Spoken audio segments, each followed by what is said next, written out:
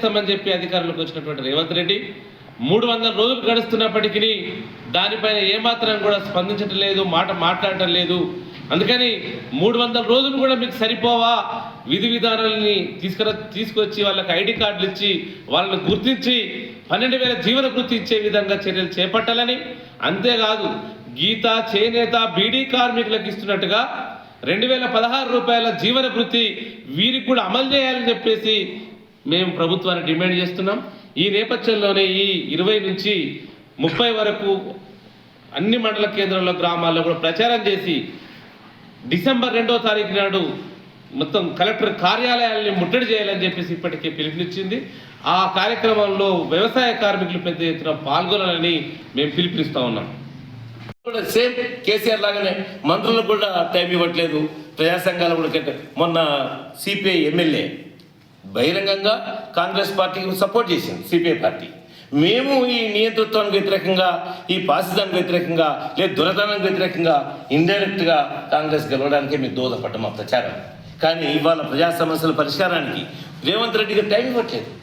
ఇలా మొన్న నిజామాబాద్కి వచ్చిన సిపిఐ ఎమ్మెల్యే గారు చెప్తా ఉన్నారు ఏమని, మేము బహిరంగంగా సపోర్ట్ చేస్తే అధికారంలోకి వచ్చిన కాంగ్రెస్ పార్టీ మాకే టైం ఇవ్వట్లేదు, మా సమస్యల పరిష్కారం. ప్రజా సమస్యలు, ఇంకే వ్యక్తిగత సమస్యల్లో పైరవీలు ఉండవు కమ్యూనిస్ట్ పార్టీకి, ప్రజా సమస్యల పరిష్కారమే.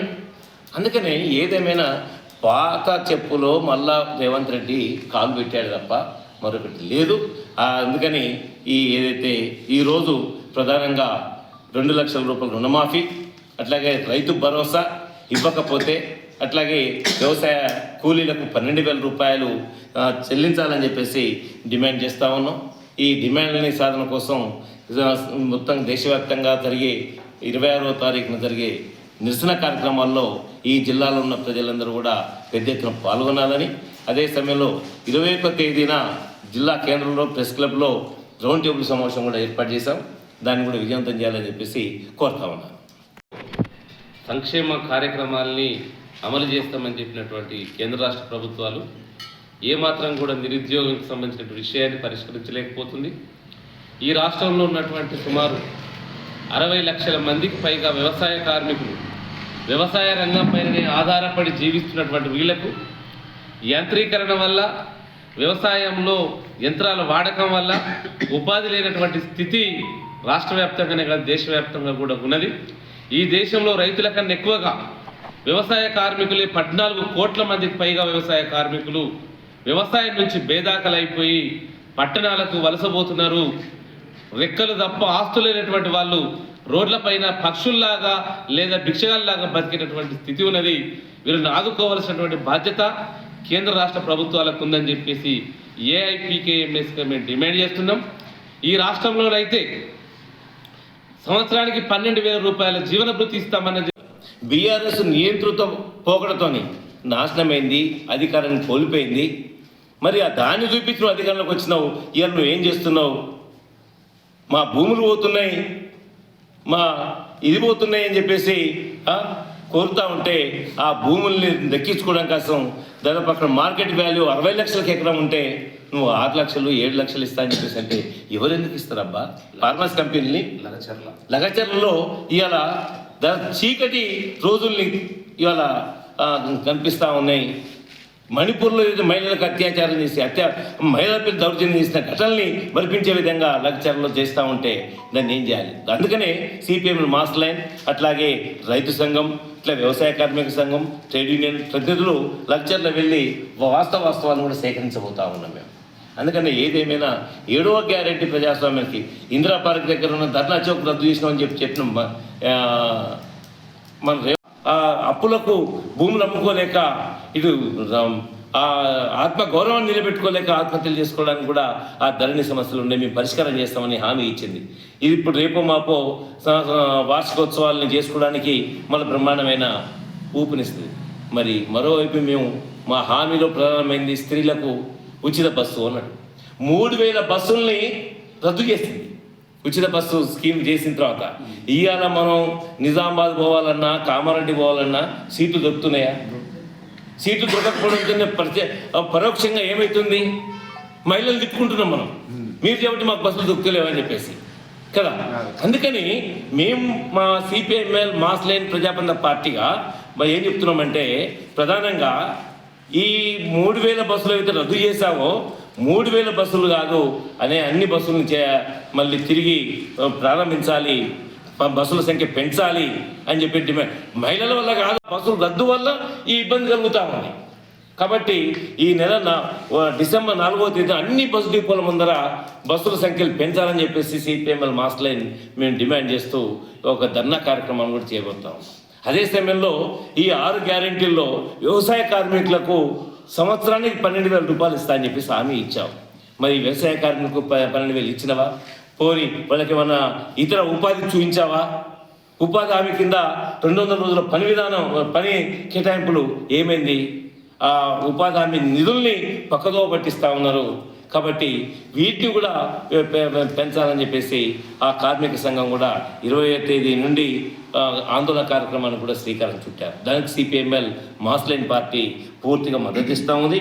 అందుకని మేము కోరేది సిపిఎంఎల్ ప్రజాపంద పార్టీగా ఇవాళ పెంచిన ధరల్ని తగ్గించాలని చెప్పేసి, అట్లాగే ఇవాళ ఏదైతే 7వ గ్యారెంటీ చెప్తున్నావో హక్కుల్ని కాపాడడానికి వ్యతిరేకం. ఈ ప్రధానంగా వీటి మీద దేశవ్యాప్తంగా బీజేపీ మతోన్మాద రాజకీయాలను ఎండగట్టడానికి, అట్లాగే వ్యవసాయ రంగాన్ని కాపాడుకోవడానికి, కార్మిక వర్గాన్ని ప్రధానంగా హక్కుల్ని సాధించుకున్న హక్కుల్ని తిరిగి పొందడానికి ఈ నెల 26వ తేదీన దేశవ్యాప్తంగా 500 జిల్లాల్లో సుమారుగా ప్రచారం చేసి ఈ బీజేపీని ఎండగట్టాలి, ఈ బీజేపీకి వ్యతిరేకంగా పోరాడాలి, కార్మికులు, రైతులు, అశేష ప్రజానీకం అని చెప్పేసి పిలుపునివ్వడం జరిగింది. ఆ రకంగా ఈరోజు మనం చూసుకున్నప్పుడు ఒకవైపు దేశంలో దాదాపు నిరుద్యోగం పెరుగుతూ ఉంది. ఈ నిరుద్యోగ భృతి కూడా ఇస్తా అని చెప్పేసి హామీ ఇచ్చిన బీజేపీ ఎన్నికల్లో ఆ హామీ ఎండమావిగానే మారింది.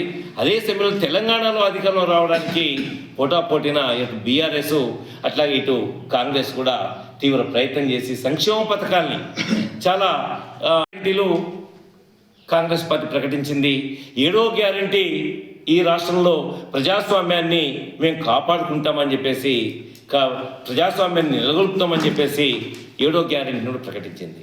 ఈ 6 గ్యారెంటీల విషయాన్ని ఒక్కసారి చూస్తే, రైతు బంధు అని బీఆర్ఎస్లు చెప్పి 10,000 ఇస్తే మేము 15,000 ఇస్తామని చెప్పారు. 15,000 7,500 ఒక పంట అని చెప్పారు. ఇవాళ ఖరీఫ్ సీజన్ అయిపోయింది, ఒక్క నయా పైసా ఇవ్వలేదు. రేపు మాపో రబీ సీజన్ ప్రారంభం కాబోతుంది. అంటే నువ్వు రైతు భరోసా ఏం చేసినావు? పేరు మార్చినావు, కానీ ఒక పైసా ఇచ్చినావా? 2 లక్షల రూపాయల రుణమాఫీ ఏకకాలంలో రద్దు చేస్తా అని చెప్పేసి అన్నావు. ఇవాళ దాదాపు ఈ రాష్ట్రంలో 40 నుంచి 50% వరకు మాఫీ అయింది, కానీ 2 లక్షల వరకు ఒక పైసా మాఫీ కాలేదు. ఈ 6 గ్యారెంటీలో ఇదేం సంగతి అని చెప్తున్నాం. ఈ ధరణి సమస్యల వల్ల అనేక మంది రైతులు ఆత్మహత్యలు చేసుకున్నారు. పట్టాలు నుండి అన్ని రకాల నుంచి నేనేం చేస్తాను. ఆ రకంగా రైతుల్ని దివాలా తీస్తున్న పరిస్థితి. సంవత్సరానికి లక్షలాది మంది రైతులు ఆత్మహత్యలకు ప్రధాన కారణమవుతూ ఉంది. ఈ నేపథ్యంలోనే వ్యవసాయ రంగాన్ని ఏదైతే బీజేపీ అధికారంలోకి వచ్చిన తర్వాత 2 సార్లు 3వసారి అధికారంలో తన దృష్టి అంతా కూడా ప్రజలు ఎదుర్కొంటున్న సమస్యలు, ప్రజల బాధలను తీర్చే సమస్య కాకుండా కార్పొరేటు శక్తుల్ని, ఆదాని అంబానీలని ఏ విధంగా పెంచి పోషించాలి, ఏ విధంగా వాళ్ళ లాభాలు చేకూర్చి పెట్టాలి అనే ధ్యాస తప్ప మరొకటి లేదు అనేది మనకు అర్థమవుతా ఉంది. ఈ నేపథ్యంలోనే శాశ్వత రుణమాఫీ చట్టం తీసుకురావాలి అని చెప్పేసి ప్రజలు, రైతాంగం కోరుకుంటే దాన్ని కాకుండా దాదాపు 17 లక్షల, సుమారుగా 17 లక్షలు ఈ కార్పొరేట్ శక్తుల ఆదాని అంబానీలకు అప్పులు రద్దు చేయడమే చేస్తూ ఉంది. ఇది అనుకూలమైన వైఖరి. అట్లాగే వ్యవసాయ రంగాన్ని ఇవాళ ఏదైతే డిజిటల్ వ్యవసాయ రంగానికి తీసుకొచ్చేసి ఒక దాదాపుగా కార్పొరేట్ వ్యక్తుల కంటే, ఎందుకంటే పోరాటం చేసి 13 మాసాల పోరాటం చేసి ఆ 3 నల్ల చట్టాలకు వ్యతిరేకంగా తల వంచే విధంగా ఏదైతే మోడీని ఉద్యమం చేసిందో దాన్ని మరో రూపంలో మొన్న బడ్జెట్లో తీసుకొచ్చేసి మళ్ళా కార్పొరేట్లకు ఈ వ్యవసాయాన్ని పెట్టే విధంగా చేస్తే 200 సంఘాలు ఇవాళ దేశవ్యాప్తంగా ఏదైతే రేపో మాపో మనం చూస్తాం. కార్మికులు అనేక పోరాటాలు, అమెరికాలో చికాగో నగరంలో రక్తం సిందించి ఎర్రజెండాని సృష్టించుకున్న కార్మిక వర్గం 8 గంటల పని విధానం ఇవాళ ఒక కలంపోటుతో రద్దు చేసి 4 కోళ్లుగా తీసుకొచ్చేసి 8 గంటల పని విధానాన్ని రద్దు చేసి ఇలా బానిస వాగ్దానాలను, ఎన్నికల వాగ్దానాలను మనం పరిశీలిస్తే ఏదైతే స్వామినాథన్ కమిషన్ సిఫారసుల్ని మేము అమలు చేస్తాం, రైతు పెట్టిన పెట్టుబడికి 50% కలిపి ధర నిర్ణయిస్తామని చెప్పారు. కానీ ఏదైతే కేంద్ర ప్రభుత్వం తన అధికారంలో ఉన్న ఎంఎస్పి మినిమం సపోర్ట్ ప్రైస్ అంటే రైతు పండించిన పంటలకు కొనుగోలు చేసే పద్ధతికి చూస్తే 106 రకాల పంటలు ఈ దేశంలో పండుతున్నాయి, సాగు చేయబడుతున్న రైతులు. కానీ ధర నిర్ణయించిన ఎన్ని పంటలకు? వేల మీద లెక్క పెట్టగలిగిన పంటలకు మాత్రమే. ఇలా పసుపుకు లేదు, ఇతర అనేక పంటలకు లేవు. ఆ రకంగా పెట్టే పంటలు కూడా దాదాపు ప్రతి సంవత్సరం 15 నుంచి 17% పెట్టుబడులు పెరుగుతున్నాయి వ్యవసాయ రంగానికి. కానీ ధర నిర్ణయించేప్పుడు మాత్రం కేవలం 3-4% మాత్రమే